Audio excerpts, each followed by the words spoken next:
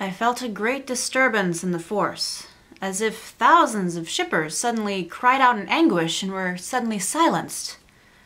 I fear something terrible has happened.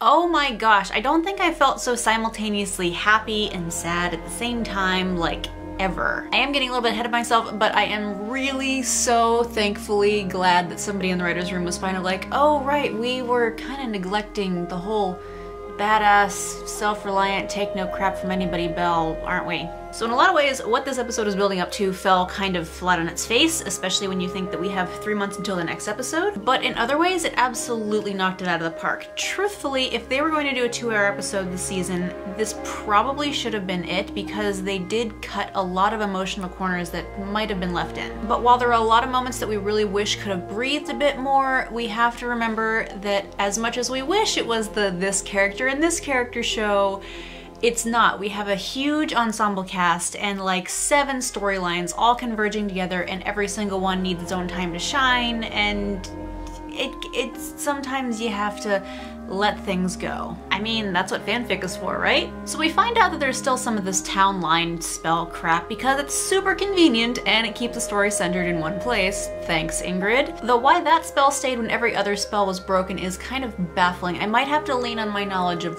other magics to maybe explain this one away, like maybe traces of the magic that had been there before on the town line is still there, so Ingrid's spell came in and latched onto that and became stronger with the combined forces of the magic, and that's why it's there, because reasons? Oh, and I do mean that all of her other spells broke because conveniently Marion isn't frozen anymore and gets her heart back, but she's still kind of frozen because reasons? Mostly heartbreaking reasons that involve splitting up Outlaw Queen, even though Marion was going to bow out because she said she didn't want to be in a relationship out of obligation and wanted to be chosen, which is kind of a really good point, actually. Why didn't any of us think of that? Meanwhile, Gold gives me like 7 different heart attacks this entire episode, starting with this when I don't know how Belle was just laying there and not hearing anything. I mean, he must have really drugged her, which really speaks to how much about their relationship that he trusts her with. But then we get literally the weirdest way a husband has woken up his wife since we stopped paying attention to the Hays Code. I really want to know why Belle decided to pack all of her clothes in the shop. Like,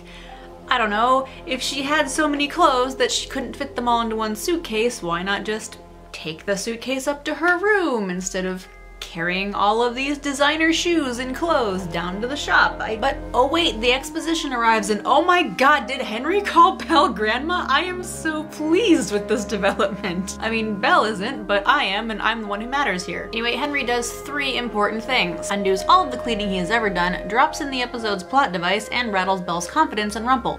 From the mouths of babes come wisdom and gem, and then there's a saying, and I don't know the saying. Anna, don't leave me. Please don't go. Don't go. Stay and be sisters with Emma because she needs you and I need you and we all need you. Oh, I'm so upset about how this show has made me actually care about these characters. I've actually said that a lot about this show. And I have seen a lot of complaining about how we didn't need the final scene in Arendelle, but it does wrap up their storyline.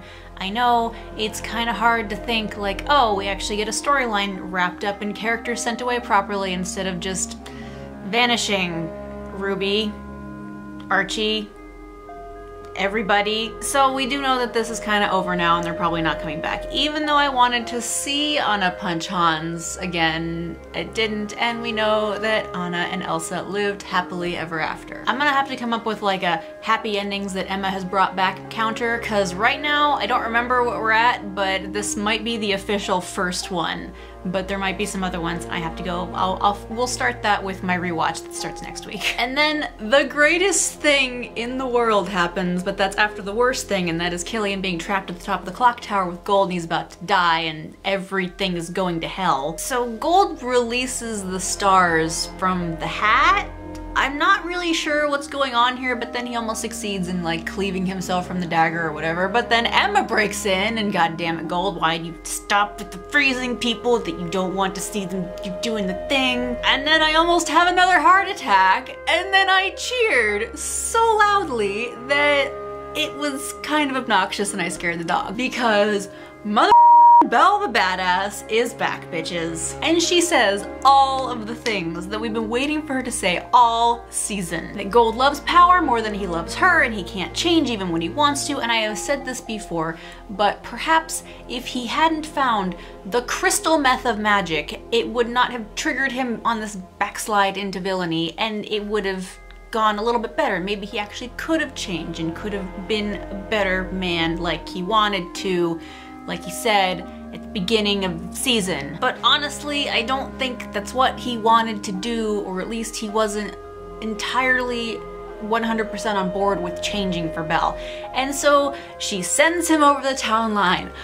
Bye-bye, Rumpelstiltskin, see you later. Or so we think, because then 6 weeks passes apparently, and Gold has found Ursula because reasons. I mean, clearly in our flashbacks we saw that he is on opposite side of villainy anyway. He's not on the good or evil side, but he's on the evil side, and there's two sides of evil, I guess. And he was against whatever Ursula and the Queens of Darkness were trying to do, but then now he's on their side because he's all like, well, I'm a villain and I wasn't gonna get what I want. Well, yeah, that's because you're a villain and you're not gonna get what you want. But the question still stands of how did Ursula wind up at this aquarium, and possibly Krell and Maleficent as well, since we have 2 more stops, but Maleficent is clearly some kind of ghost wraith at the bottom of the library. Oh my god, this is so long and I haven't even touched on like half of the things that I wanted to talk about, or any of the best. I'm gonna be making some blog posts this week over on the blog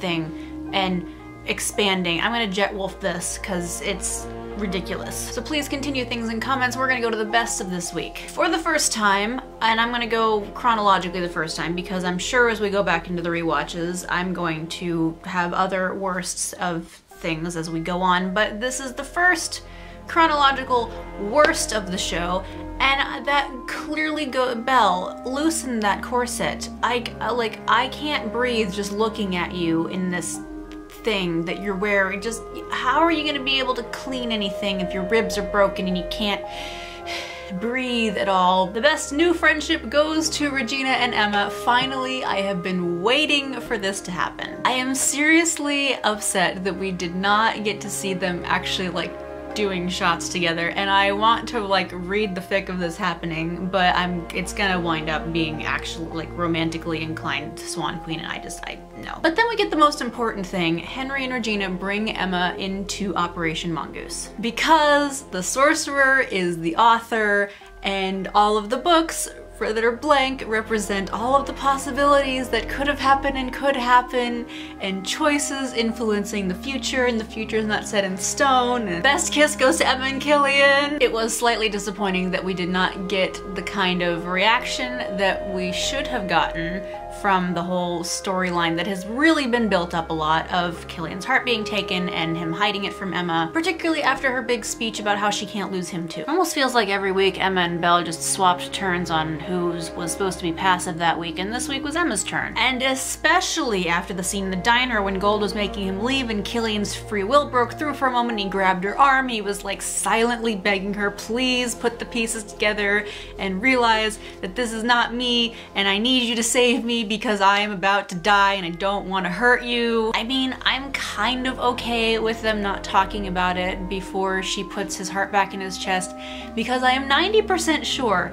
that the reason that she like shoved it back into his chest is because she's Emma and she's not so good with words, so that's her way of saying I am so angry that you kept this from me.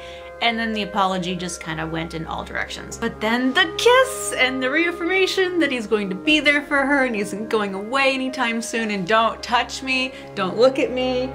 Okay, so like I said, I'm gonna have to do some like scene breakdowns over on my blog, so please go check that out if you want to have more in-depth meta. There's already something about Rumpelstiltskin and Killian because I can't shut up about things. Thursday, we are going to have a bit of a mid-season wrap-up because, surprise, there are still more things that I can't stop talking about. And then on Monday, we are going to go back and start watching from season 1 all over again.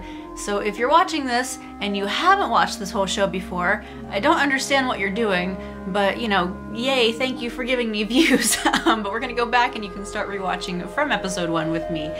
it's already shaping up to be interesting because I have quite a bit of amnesia about the very beginning stuff and a lot of the middle stuff and kind of everything, really. So recaps from the beginning start on Monday, and I will see you guys on Thursday. Thank you so much for watching. Yeah, go drink some alcohol or eat some chocolate or something, because feels and stuff.